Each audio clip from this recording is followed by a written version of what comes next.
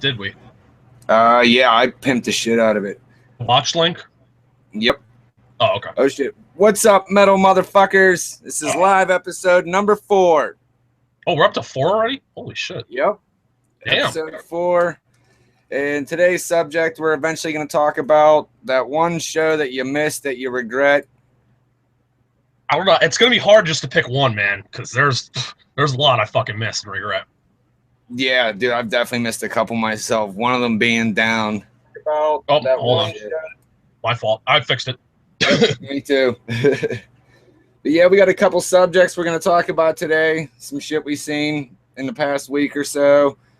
Also, we're pretty pumped that our Facebook page is about to reach a whole whopping 100 likes. So go over and fucking like it. If we had $1 for each like, we could buy not much. We could buy some groceries for a couple days. Yeah, fucking right.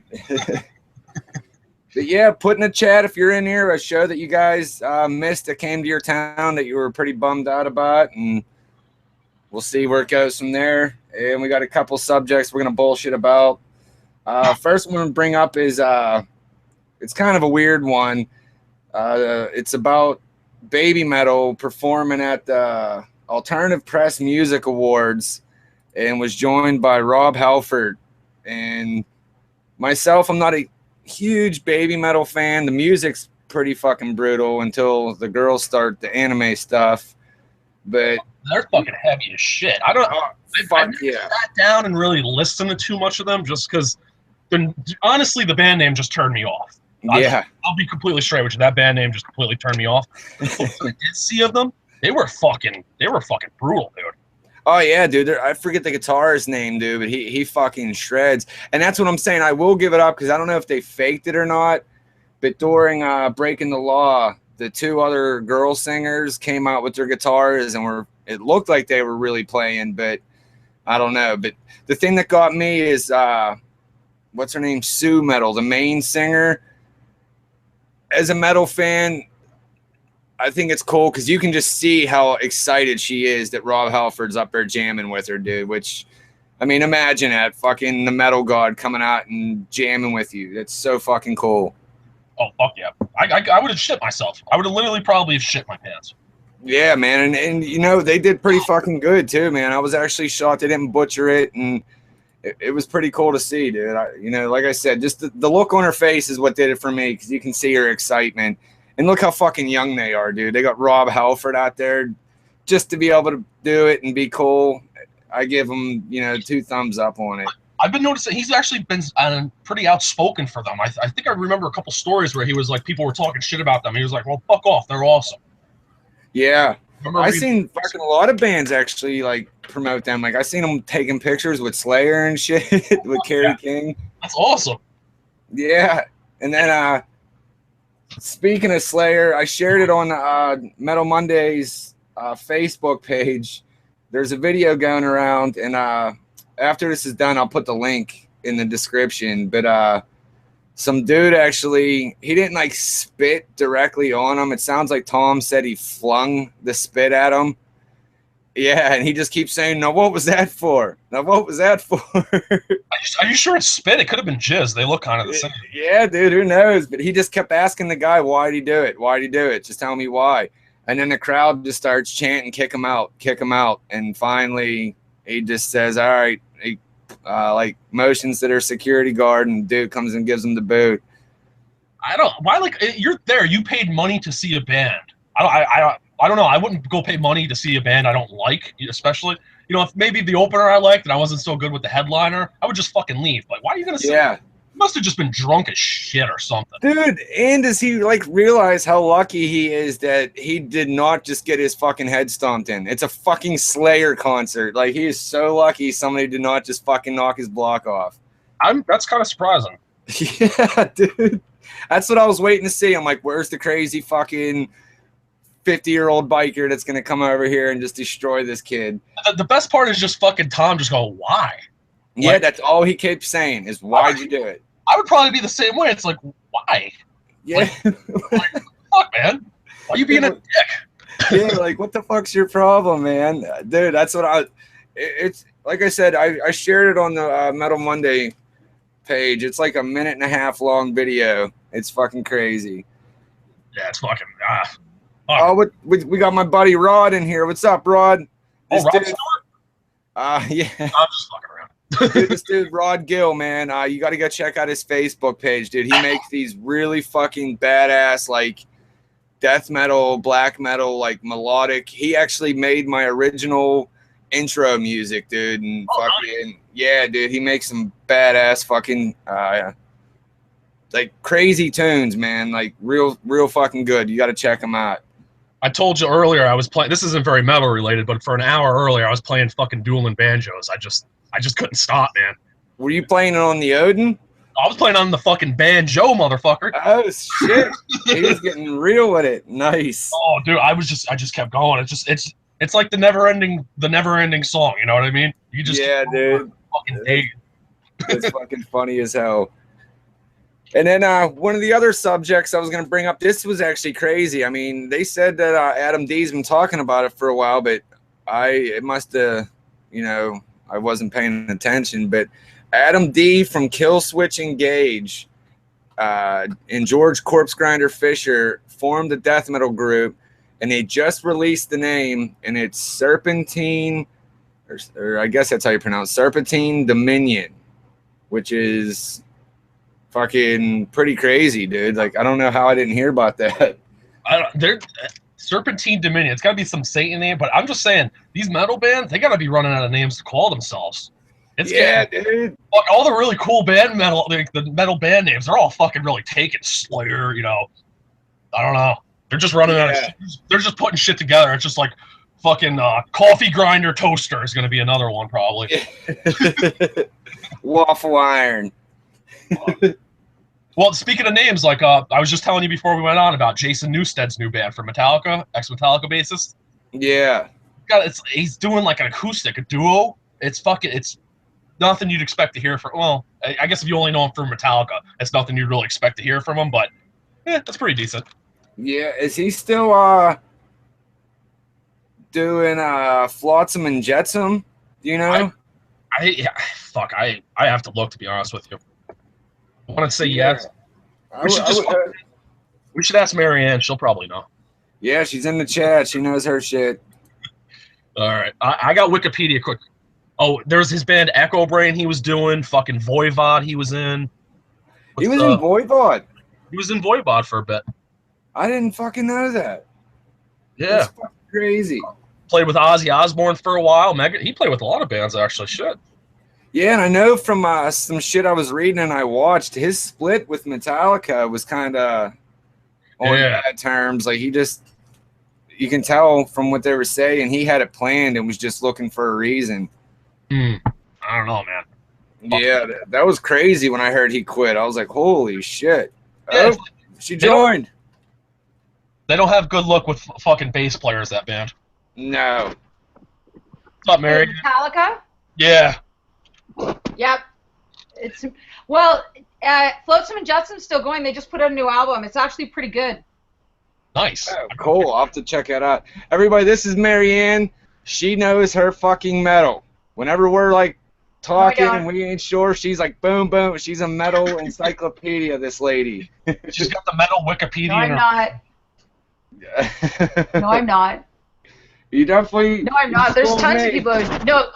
No, tons more stuff, but I got like a couple years on you guys. So, yeah, get you set straight, make sure you got all your history right. I don't know, I'm just kidding. You definitely know your shit. I'm glad you joined, too, because I got some questions for you. Okay, go ahead.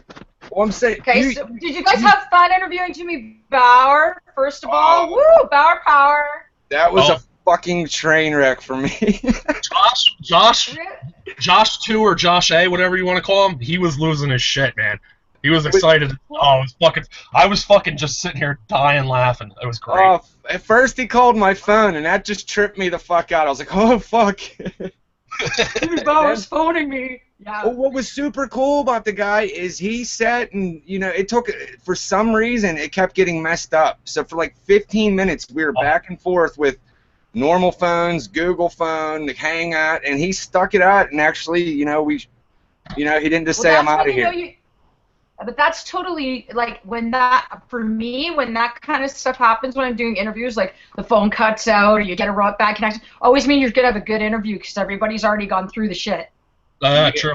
You got to stay optimistic. You got to stay optimistic. And then he was super cool, but then I think I slipped up. I mean, I was obviously nervous, but I came right out and told him. I'm like, dude, I'm sorry. I didn't expect you were actually going to do this with us. I'm a little nervous here. And then it was just like... He was fucking with you a couple times. Yeah, he was. He was fucking with you a little bit. It was funny. Yep. There was too many awkward pauses. Long, awkward pauses. Yep. Yeah, he made me... What are you drinking? Dr. Pepper? Oh, no, this is... Actually, Yeah, no, they don't... Actually, they have that kind of stuff in Canada?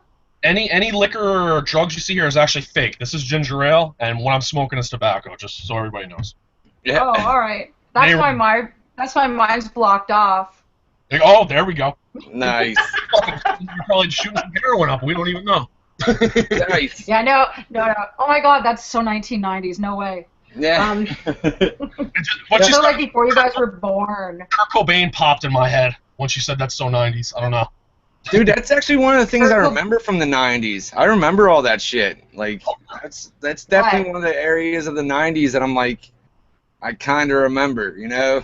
I was like How 7, old were you? I think 7. Yeah, so you were still shitting your pants and watching Teletubbies. Yep, my Saturday morning cartoons and cereal. That's what I always say. I say, you know, your generation is Ninja Turtles and my generation is Scooby-Doo. Nice. Yeah, definitely Ninja Turtles. That's the perfect way the way it is. You know, you have to give you a decent analogy. Okay, so Tom Araya getting spit on. It was a Comic-Con show that the actual people stood in line and waited. So it was an actual free event. So nobody knows why he did it. Yeah, it was free. It was like part of the Comic-Con event because they were there to promote the comic books. Oh, right on.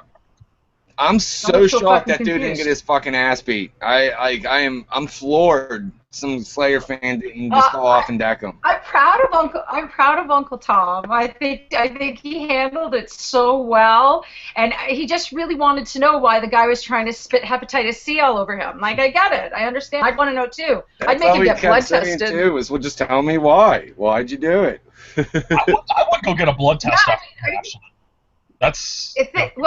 Well, Lemmy Kilmister tells the story of Joe Strummer and people spitting at them and how he doesn't like people spitting at him.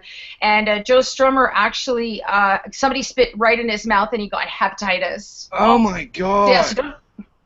Yeah, White Line Fever, the Lemmy Kilmister book. Read it. Reading is good for you. Wow, that's crazy. Unless there's like pictures of naked people above it and it's really small lines, like one sentence at a time. That's the reading I can do. Jeez. Yeah, well, books are good for you. Oh yeah, I'm actually still. They are. I let my friend borrow, man. But did you read Rex's book yet? That book is fucking amazing, man. It's okay. I loved it. I'm one of the nostalgic people. So when he actually says like days and like all that, I'm like, wow. Because I remember the one part he's talking about when they had to cancel a bunch of shows for the Real Steel tour in 2001. Because I remember... I'm not a Pantera fan. Don't shoot me, but I'm not a Pantera fan. That's cool, you know. I don't get it. It sounds like stripper music with somebody screaming.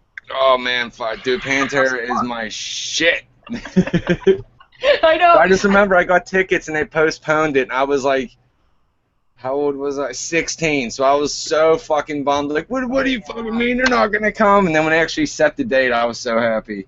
So you got to go see them? Yeah, I seen them at Ozfest in 2000, and I seen them in 2001. It was Nothing Face, Soulfly, Morbid Angel, and Pantera. Right on. Dude, Morbid Angel fucking killed it. Phil came out and did a song with him, dude. Dude. That was like my first death metal experience, dude. They fucking crushed it. For both of you guys, I have to ask you, what are your ultimate interviews? Like, who is the one person that you could you'd want to talk to that if it could happen, if I could go like that, who would it be? I know Dems. Dems is Phil. Oh yeah. I don't know, dude. If Bauer was a train wreck, Phil would be fucking. I would just sit there like.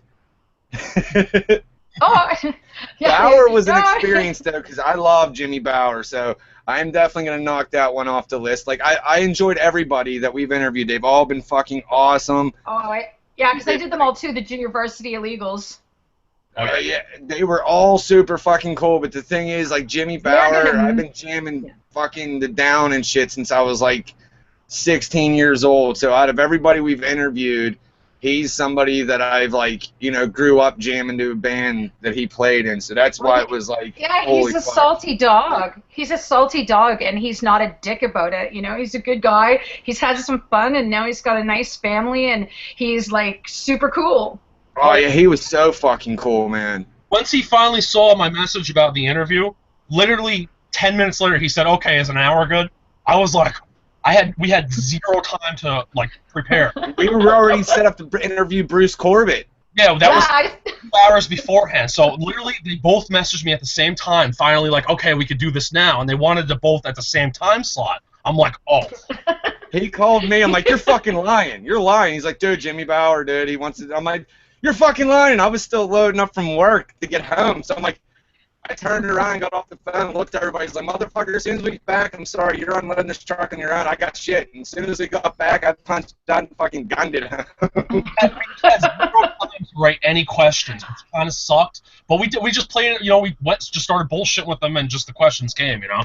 The thing with Jimmy was that I kept losing reception, so I had one set of questions where I interviewed him about I Hate God, and then he gave me the time that the other illegals did, which is like 2 hours, or I can shoot the shit with them and ask him like just off the wall questions, but I threw it in the toilet, so by accident.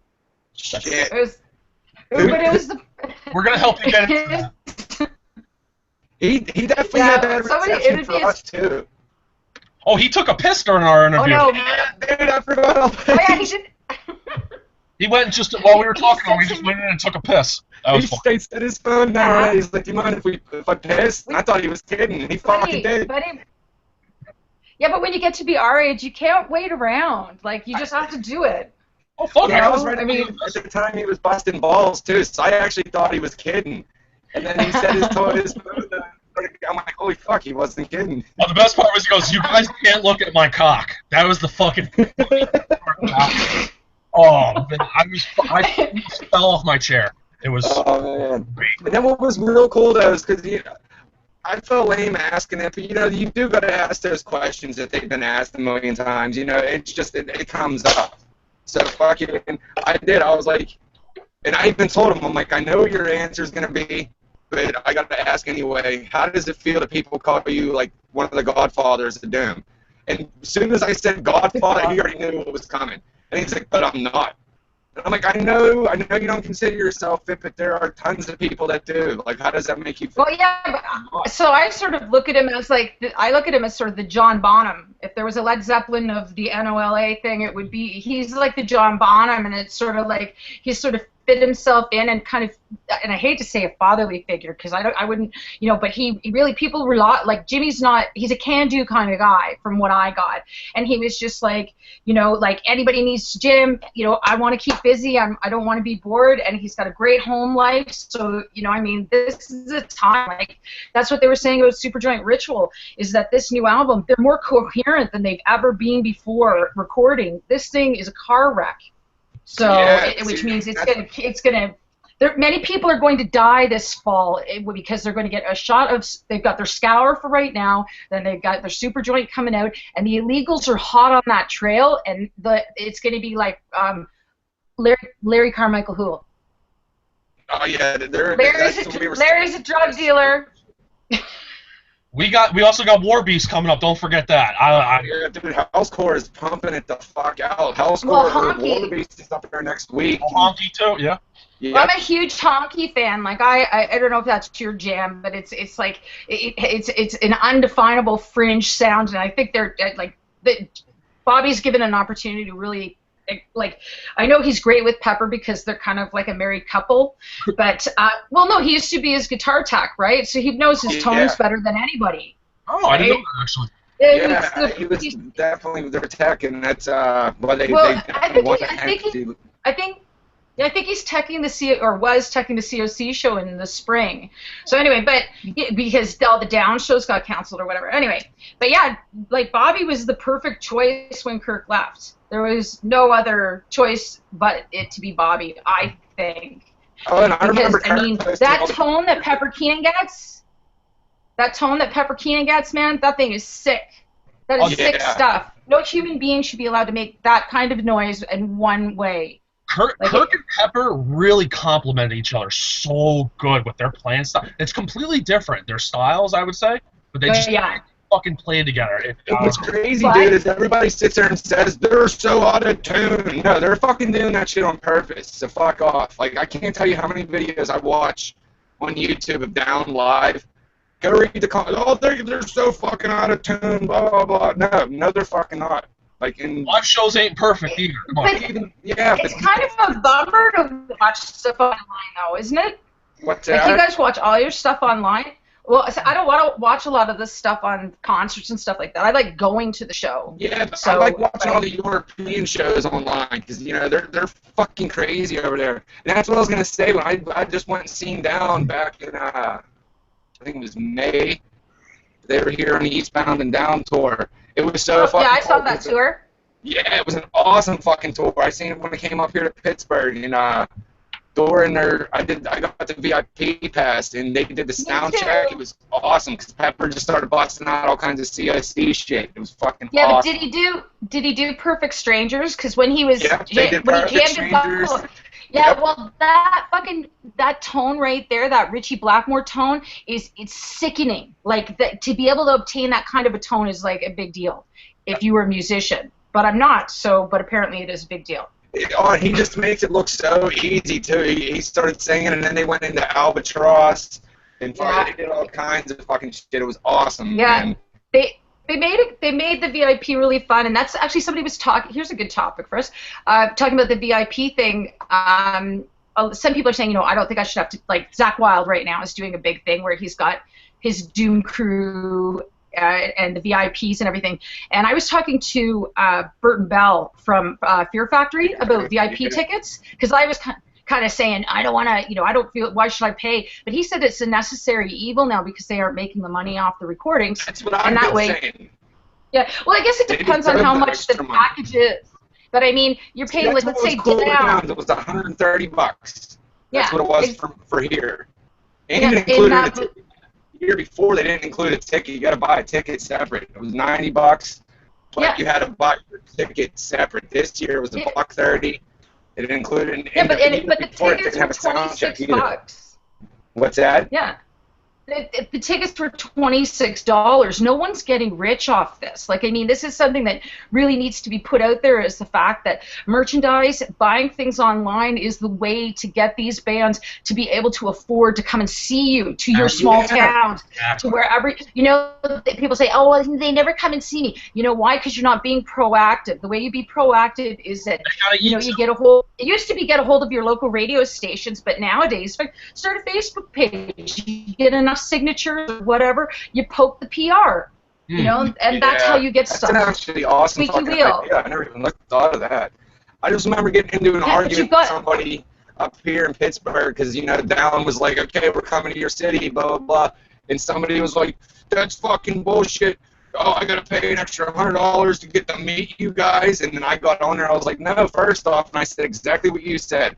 I'm like, motherfuckers like you are the guys that go illegally download their fucking shit that's making them have to do this. Secondly, it's $100. You get a fucking sound check. You get to hang out with the guys. You get their, your photo off with the band. Get some the shit pictures signed. are fun. I've done it twice, I liked it so much I've done it twice. Yeah, that's why I was so pumped that they came to Pittsburgh back to back. Down wasn't here since 2004, so when they came 2 years in a row, I'm gonna shit myself. You guys think you're shitting yourself? You're all gonna need Depends long before me. We already got it. And that was the show that I was talking about, Josh, that I missed. That way you don't have to move. I was gonna say we're just getting off topic about the missed show. That was the big show that I had was 2004 down, dude. My little brother went. I got grounded, dude. You were telling me about that. Yeah, he came home rubbing it in. I'm like, shut the fuck up. Okay, so what? Yeah, but what? The other Josh B. Who's your ultimate interview? Living or dead? Well, if it's dead, then we're doing a seance, not an interview, right? I'm gonna have to go. It's not gonna fit a metal channel, but I'm gonna have to go either fucking Paul McCartney or Roger Waters, I'd say. Oh, okay, those are good. I would have to go them. Those are good choices. Very good. You made go. Okay, and what concert is it that you wish you'd seen that you didn't? My answer to this is going to be fucked up because I was actually at the concert, but I didn't pay attention to it. Oh, shit. I saw Pantera twice, but I was going through my grunge phase, and I really only went to see, for Typo open for them and the Melvins, so I kind of just stood there and wasn't really into them at the time, and just really didn't enjoy myself. So later on in life, when I really sat down and actually listened to their records, I'm like, oh my fuck. That's my regret right there.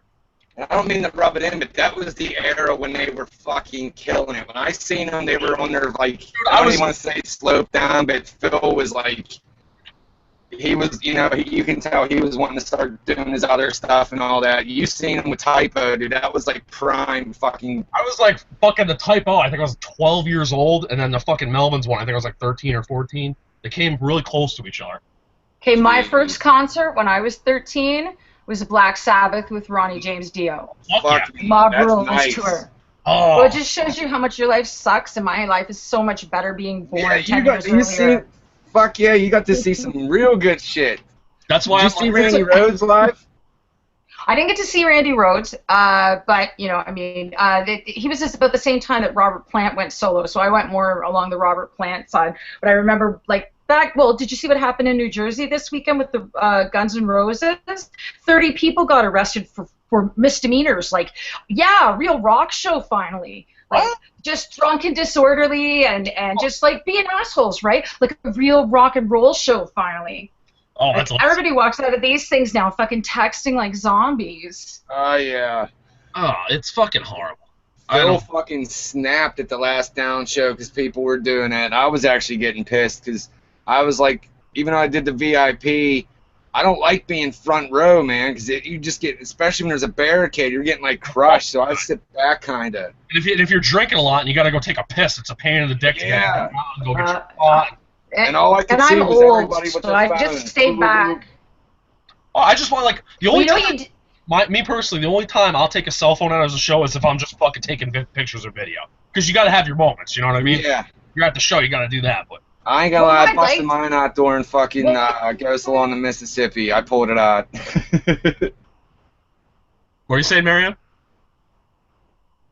One of the things I think would be really cool. Am I cut out? You were, but you're good now. Am I good now? Okay, yeah, one of the things I think should be done is that there be a mutual respect for the artists, because, you're seeing Danzig, you're seeing Corey Taylor, Philip Anselmo, different musicians who, it's hard. How do you stop a freight train? Because that's basically what it is. It's a freight train of phones. So if they get the same rules as the regular photographers do, it's 3 photos, it's 3 songs, right, that all the press photographers can take, and then they're escorted out of the building. And it could, we could follow that protocol as fans and allow the performer to, like, if somebody was sticking one of those in my face, well, that's why I could never perform. Like, I hate having my picture taken. I think it's very disrespectful, like, everybody was all pissed off at Corey, like, fuck off, the dude's ignorant as shit, you're sitting there texting on your fucking phone, how many people behind you would kill to be in that spot you're at right now? Get the fuck out of here, Yeah. Well, I was at a COC show in December, and Brett Bjork was on, and I'd never seen him before, and I had, a great, somebody with me who knew all about him, and he told me all about it, so I was really excited, right, because I'd never seen Caius before, anything like that, and here's these 2 dudes, probably, I don't know, 5 years younger than me, and they're buddy-buddy, obviously, night out from the wives, and they're texting and talking really loud, and I said to them, dude, can I switch places with you? And they're like, no, and I'm like, then shut the fuck up, because if I wanted somebody to text and talk, I would have brought my 14-year-old niece. Nice. Fucking right. Yeah. But I mean, I do that, or if they're filming, I will sing, and nobody wants me to sing.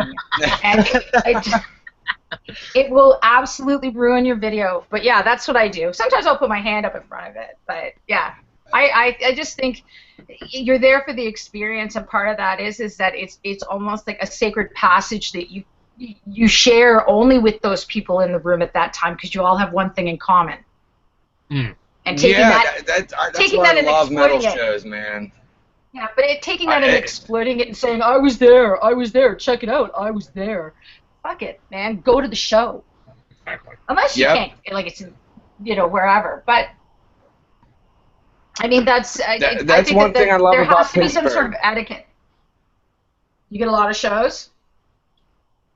We don't get a lot of shows. That's the one thing that's a downfall. But the thing I love about it is when there is shows, you always see the same people. Like, and then it's like, oh shit, what's up, man? Like, I can't tell you how many people that I've seen at shows, and I only see them at shows. I end up finding them on Facebook, and it's just funny as hell because I'm like, I don't know them, but when there's a show coming, I'll message them, hey dude, you going? Oh, fucking right, I'll be there. And that's one of the things I love about it. I did that the first time, really, actually, at COC, Lamb of God, and Clutch. A bunch of us from Facebook, we had it met, and we all met down at the show, and we had the best fucking time. Bunch of grown-ups, too. Nobody pulled a suck attack. Nobody did anything. We all had actual fun. No drama. And you start to see, like, especially in Toronto, the metal scene is, apparently in Dublin, it's really fucking hot, too. The metal scene. Like, this doom stuff you kids love. Yeah. But are you both Philcore kids? I wouldn't say me as much. I'd say Josh is a little more. I definitely am, and I get picked on a lot. Everybody, you got a fucking Phildo. It's like, no. Here's the deal. The age that I found Pantera is like the formative teenage years, and I just remember being blown the fuck away. And my parents took me to my first concert in 1999. It was Ozfest with Black Sabbath. So seeing that show was fucking awesome. And then, I met some buddies, from a job that I got bagging groceries, and they were all like metalheads, and I'll never forget it. Dude pulled out Great Southern Trendkill. It was Floods, and I just remember, Floods ain't the heaviest Pantera song, but it just the way they did it, I was like, this is amazing, And he's like, you like that? You think that's heavy? And he's like, started from beginning. And I just remember being like, this is the fucking shit. So it was like, that age is why I just totally went down that road. And then, like I've said to the people we've interviewed, like, I'm not going to come out and say I'm like, know everything about them. I learned them from way back, with Phil wearing their T-shirts. Like, that's how I found out about Crowbar. That's how I found out about I Hate God. All them bands, there wasn't internet there was, but not like huge yet. We were too poor to have computers, basically. Yeah, pretty much. Not only that, though, but that's the same way, like, I was with Metallica. I used to, like, whatever Kirk liked, I'd kind of go and check out. Like, he was the one who introduced me to Lamb of God. Like, not personally. Really? Not personally. But, yeah, like, as, Ashes in the Wake, I didn't know who they were. And, like, I lived pretty isolated life. No, but back then, yeah, you didn't have that internet sort of communication going. Everybody was still fighting over it being their Facebook page. If there was one. Right? Wasn't it MySpace back then? It was MySpace. Yeah, MySpace was the big one. Yep. Big up for the MySpace. Holy fuck, I want to see if MySpace... Okay. I still have a MySpace page. It's like a music website now. But I remember the first time I heard Lamb of God, it was Mushroomhead. I don't know if you've ever heard of them. They're from Cleveland. And I've heard the name. Yeah, they were playing a small club, and you actually had to, like, move aside on the steps for the band to get their equipment by you. And Lamb of God opened for them. And it was still when, what's the hell's the name of the CD? As the Palace Burnt? No. I forget the name of the album, but anyway, they came out to the Ren and Stimpy song. It's Log. Remember the Log? Yeah. It's better than good. It's bad. Yeah, that's what they came out to, and I'm like, this is crazy. And then I was just like, holy fuck, who the hell are these guys? And it was a crazy band to open for Mushroomhead. I'll say that because they were fucking brutal. I mean, Mushroomhead's metal, but they're more of like theatrical metal. I don't want to say industrial, but they are going that route. But it was just a crazy band to have open for them. Genres, though. It's a bummer because I hate using genres for stuff. But the other thing is that like Randy Blythe he's Lucky Buddha. If you ever get near him, rub up against him, go buy a lottery ticket. That guy is one lucky motherfucker. You know, I don't know what he did in a past life to deserve the adventure he's having in this one, but he is like. I'm telling you, man, like, he'd be, like, the perfect granddad to sit down and tell you a few stories, for sure. And what is he, like, my age, 45? And he's already lived an entire life. And the nice Prague. That incident in Prague, I don't know the guy personally, but I respected him as a musician. But when he could have easily just said, pissed off, I'm not coming back there, and he chose to, like, oh, no, I'm going, I'm innocent, I'm going to go stand trial, not knowing, he could end up doing some serious fucking time for that. And for him to say, no, I'm coming over there to prove I'm innocent, that takes a serious. The book's amazing. There's another book recommendation. I think I sent one of you guys the documentary As the Palaces Burn. It's free on YouTube. Yeah. And then the book Dark Days, a memoir, like, again, reading is good for you. It's actually pretty good. I don't like how he. What's that? I can't believe I forgot all about that. I need to go get that. Oh fuck! You know what? I'm just thinking. Well, whatever. We didn't hear your band that you never got to sing. Me? What band that I've never got to see? Queen. What do you regret? Oh, Queen. Probably Queen, or maybe Queen, or I haven't seen AC/DC, so That's I don't know. Might not be. Zeppelin. Oh yeah, that's why like this summer cool. There's Black Sabbath's last tour, Paul McCartney. I'm going to see them fucking both. That is such a but is it really Black Sabbath's final? See, this is when we can get into the big Bill Ward debate. That's what they said. I don't know. That's a fucking bummer, man. Yeah, you're right. Bill Ward thing. Technically, their last tour was their last tour. If you want to go the Bill Ward. How can we miss you if you won't go away? That's what I say. How do we miss you if you won't go away? Like Motley Crue, go away. Let's see if we miss you. Let's see if you're relevant. No, fuck Black off. Sabbath, they need to keep going at least until I see them, and then they can fuck off. I don't care. That's a bummer though with the whole Bill Ward thing.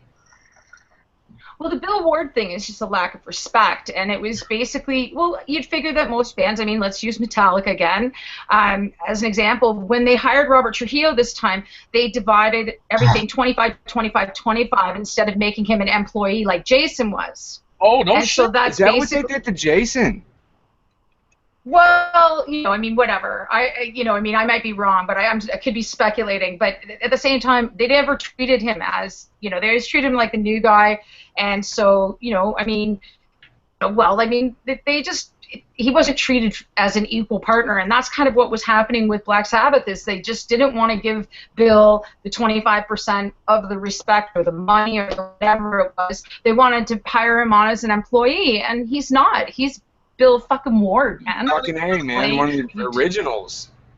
The original. Well, he's just, but he's Bill Ward. Like, he's taken enough abuse from that band over the years, like practical jokes and just abuse in general, that for them to do this to him is just, it's just not being artist. If you want to check out some of his paintings, he's amazing. Oh, I didn't know he painted. Holy shit. Didn't he? So does Dave Lombardo. Yeah, Dave Lombardo. I was going to say that. That's what Slayer did to Dave Lombardo. He wasn't a partner.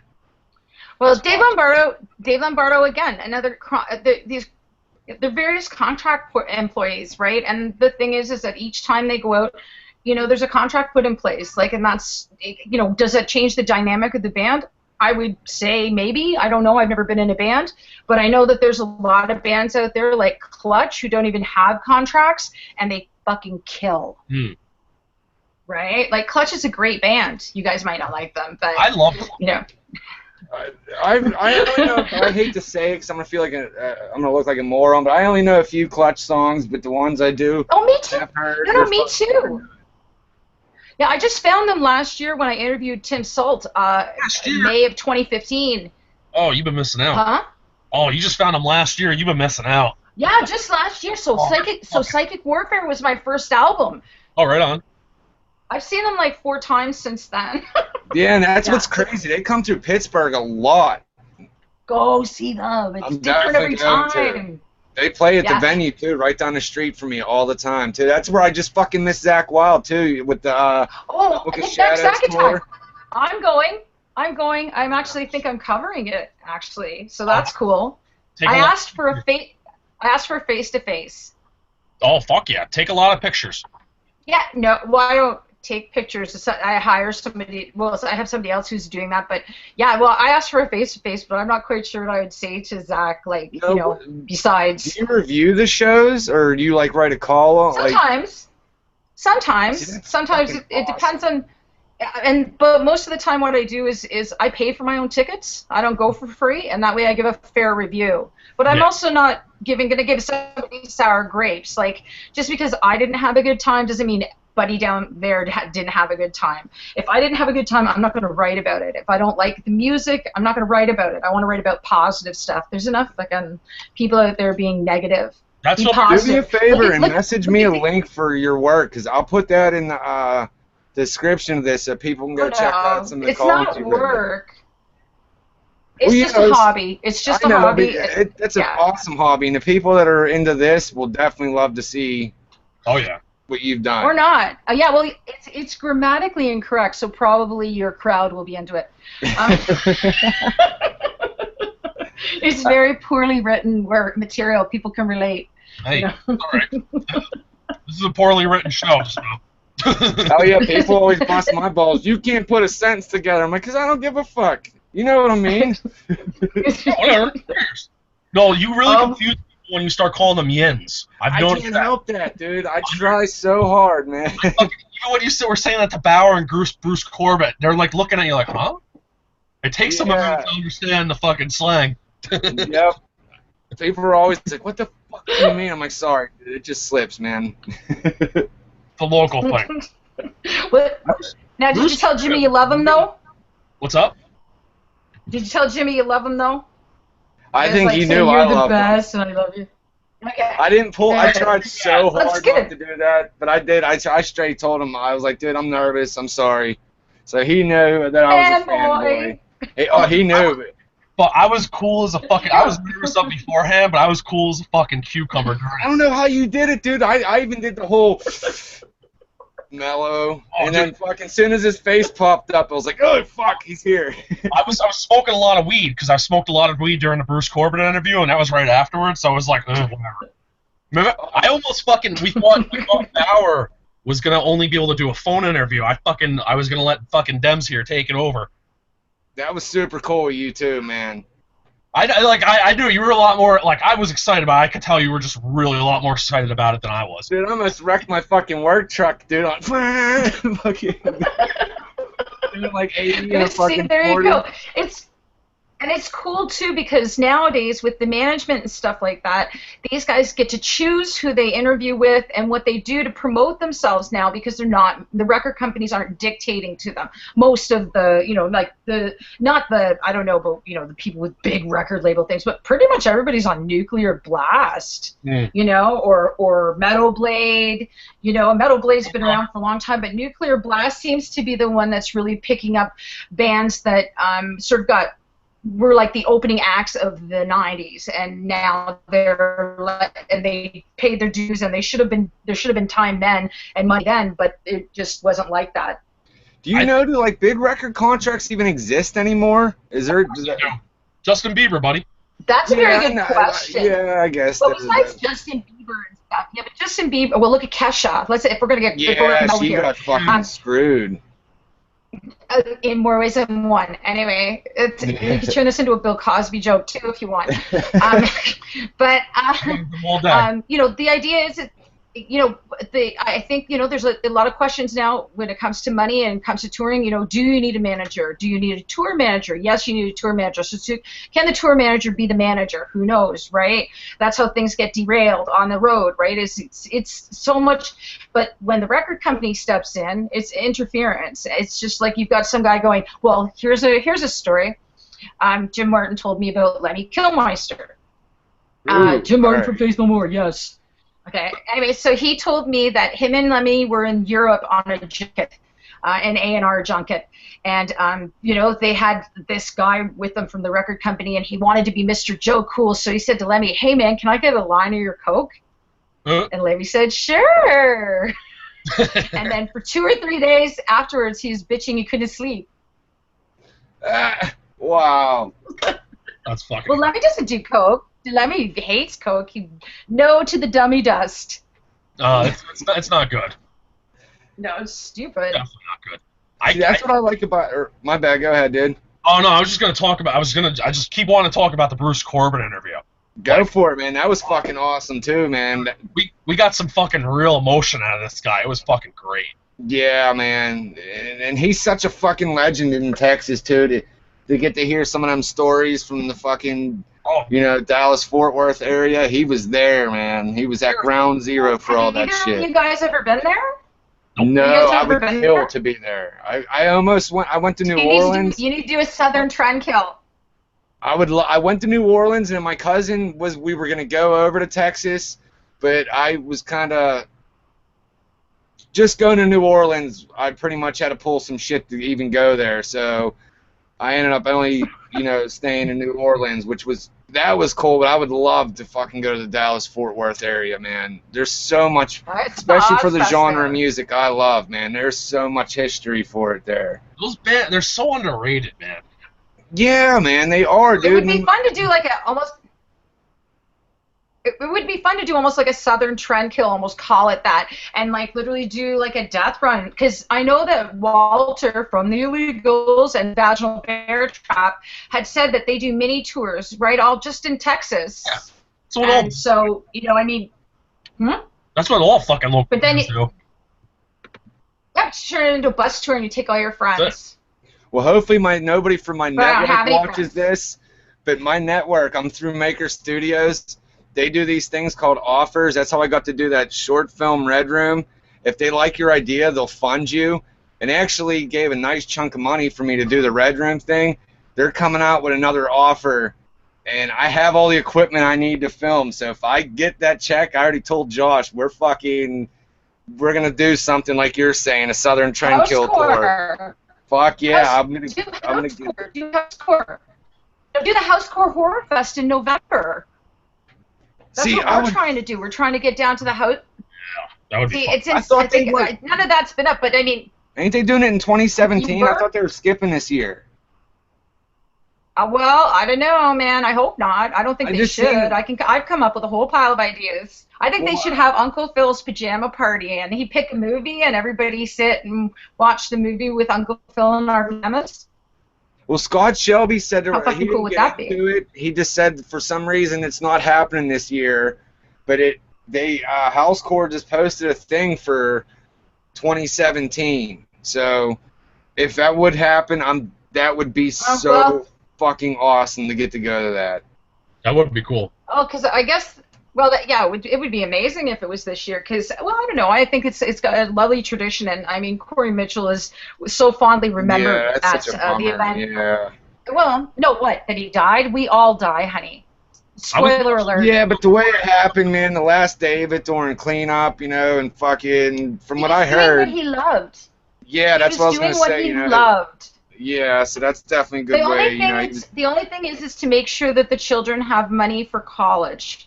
I mean, other than that. Yeah, they started that GoFundMe. I didn't see what it made it to, but I know it was everywhere. Everywhere I looked on Facebook, there was the link for it. So I know it probably did really well.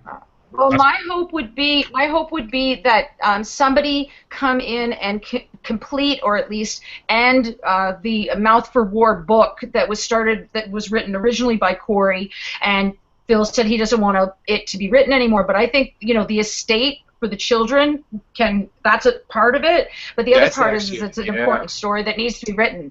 Yeah, Phil definitely needs to have a book. It's an awesome idea, get it out there and let like you said, let the. No, he has a book. Corey.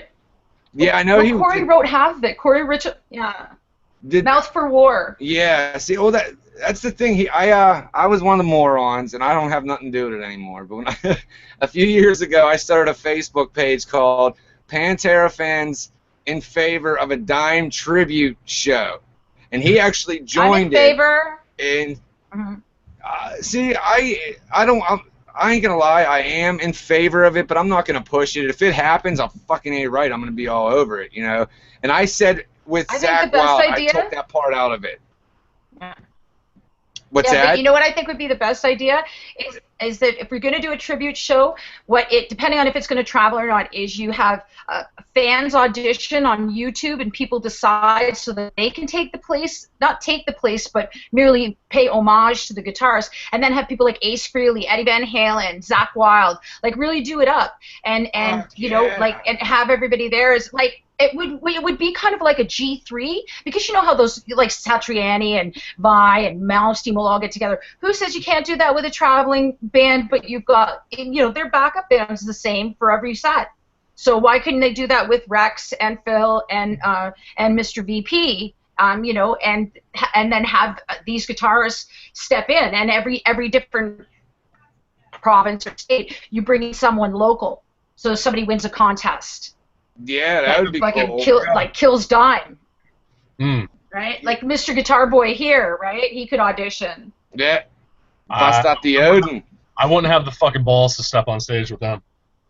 I would go up by myself, play by myself, no problem, but not with them. No. Yeah, I started leaning towards fucking giving a shot to Marzi, because I found out from an interview that he actually had some recordings with jamming with Dime during the Cowboys from Hell album, and I didn't know all that about him, and you know, that would be pretty cool to have him up there fucking jamming. Yeah, see, but add him to the mix though, right? The more the merrier. I mean, that's what Dime Bash was supposed to be.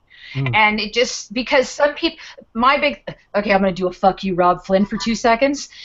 Basically, you know, I mean, he came in and he has been the hero of Dime Bash for every year, because Philip has never been there before. Philip comes this time, and all of a sudden the shine is off the turd, and it's on a Philip, and he doesn't like that because they don't like each other, because somehow Rob thinks it's a good idea for it to be the Hatfields and the McCoys, Dime versus Phil, and it's not. These are grieving people, and they deserve an opportunity to celebrate somebody's life without fucking outside drama, and that's what that tweaker is. He's outside drama, and he's static. Oh, did you see the video he did for that? Is there anybody out there? Nope. Oh, fuck, man. If you don't want to get pissed, don't watch it, because I kind of dug the song, and then I seen the making of it, and I was like, fuck you, after I watched it. But the thing is, talk about milking something, and don't tell me... Rob Flynn. I mean, the thing is you can't, like, I can get right into this, but I mean, here's a guy who not only, you know, it takes 7 days to react to something, okay? Between the time that it was put on YouTube and his 11-minute rant was 7 days. So he reacted, you know, after. Longer?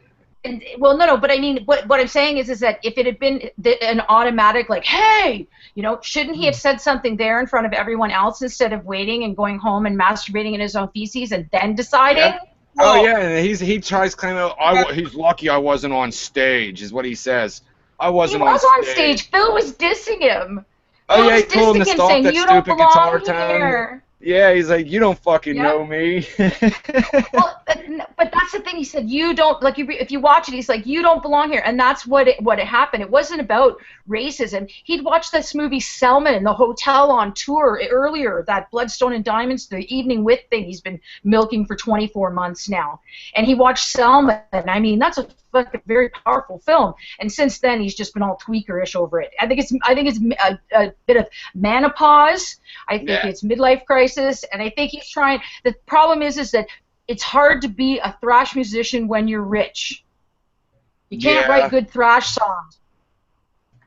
So yeah, and Rob Flynn owes the entire crew and staff of Down a summer's worth of salary from festivals, as well as T-shirt sales. Yeah, because he did push that shit. All right, well, I don't mean to cut. We got 4 minutes, and then we're gonna be done. Anything. Okay. All right, no, go ahead. I'm just letting you know we cut it at 10. So yeah, go on. Yeah, no worries. I'm just gonna say. I'm totally hijacking the show, but I'm fucking not at all. I just think you had to, especially after the Bataclan, I started to really remember that it takes more than just the band to make a great show. And so when I see people losing their livelihoods, you know, there was a full T-shirt sales. That's the, you know, like Jimmy Bauer's he's talking to us fuckwits because he's got nothing to do because Phil wrecked it. You know, so there's the good and the bad. I was shocked to see New Orleans fucking told them to get off that show. That fucking blew my mind when they weren't allowed at a New Orleans show. They were told no. Yep. Well, they reneged though. They reneged and they actually wanted it. Ended up becoming rescheduled. And I'm still hopeful for Lundi Gras. I mean, I'm still hopeful. You know, I mean, I think that it should be done. I think it should be monumental. And maybe take a little bit of the money and put it towards, I don't know, whatever charity that Down sees fit, and just do it. Put some positive energy out there. They're one of the best fucking bands in the world, and we love them, and we don't want them to be shamed because somebody was sad. Yeah, and that's what I was saying. Somebody else was shocked about New Orleans telling them no, because just not even a year prior to that, New Orleans gave him, I forget the award he won, but he won a fucking award. And there's pictures with him from like some big famous Cajun cooking lady, like the fucking city of New Orleans gave Phil Anselmo an award. I think it was a neat. Yeah. I think that was a knee-jerk reaction. I think that was a knee-jerk reaction to tweaker Rob Flynn and his 11-minute tirade. Because by the time you were done, you were like, "What?" So yeah. Wash. There you go. Yeah. But, right. All right, guys. Well, we're going to go ahead and wrap this up. Marion, I really appreciate you for coming on. It's fucking awesome. You have an open door policy for our show. Whenever you want to come on, fucking A, it'd be awesome to have you on again. Right on. Get the PDF of those books. Reading is good for you. Yeah, and then as I said, if you want me to put the link for some of your reviews and stuff, send me a link and I'm gonna put it in the video description. Dude, she dropped out right after she said reading's good for you. She clicked off. Oh, damn it! I didn't even see it. Oh well. Thanks, Marianne. We'll have you again. She said, "Fuck you. I'm out of here." Oh, that was fucking funny. I feel retarded as hell. Oh fuck. All right, man. See you next week. All right, ladies and gentlemen. See you next week. Later, bud. Later.